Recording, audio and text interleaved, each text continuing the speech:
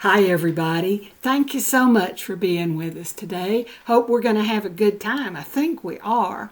First, here are a few little things that you don't know in this time, 2021, but back in colonial days, these things were true. Stepmother were sometimes called mothers-in-law in America's colonial times, okay? If someone was a housekeeper, it meant that they were a property owner. An infant once meant that a person, any person, under 21 years of age was called an infant.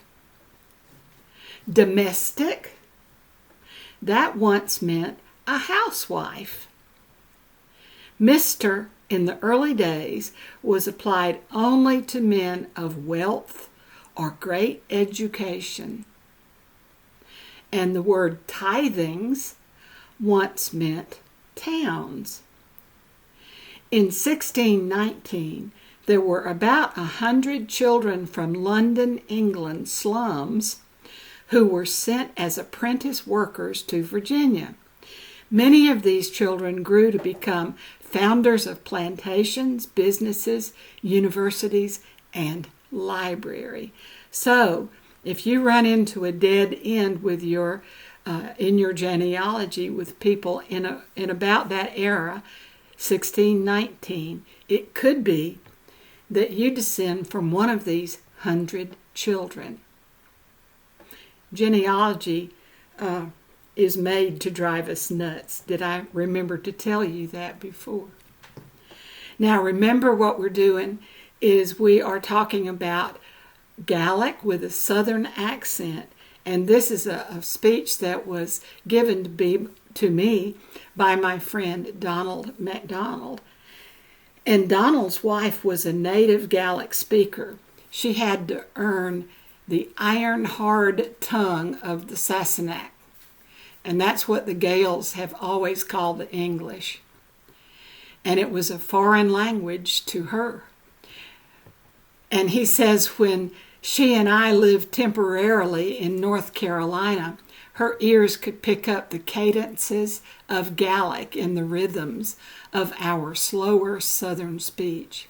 In Gaelic words, the stress or emphasis is on the first syllable. Accent marks on nouns cause the pronunciation of such words to be elongated, which slows down the speed of the sentence. The present participle in Gaelic is preceded by the preposition aig, which is pronounced a, and meaning at. So, a contracted to an aig contracted to an a. So when one says, I am going, one literally says, I am at the going, or I am a-going. I am swimming is in Gaelic, I am a-swimming. This has been held over into English in some areas, mainly in our southern mountains, where older people can still be found who will say, I'm a-going home, or they went a-swimming yesterday, or she's gone a-dancing. Anytime you hear the little extra in it, it comes from the Gaelic. Moreover, some Gaelic words have hidden vowels, which, although they do not appear, must still be sounded. As an example, the ruined castle of the Lords of the Isles is spelled DUN-TULM, but it is correctly pronounced Dun-Tulum, as if there were a U between the L and the M. The word GORM, meaning blue-green, is pronounced Gorham. This practice is sometimes carried over into English words in certain areas, particularly in Union County, North Carolina, where the surname Helms is often called Helms. He says his daddy always said elm tree instead of elm tree. And have you not heard people say arthritis and umbrella and athletics? I used to live in a little place and it was spelled Newelm. But instead of being pronounced New Elm, everybody called it New Elm. So that lives today. Lowland Scots say film for film, and the Gaelic word for Scotland, which is spelled Alba, is correctly pronounced as if it had 3 syllables instead of 2.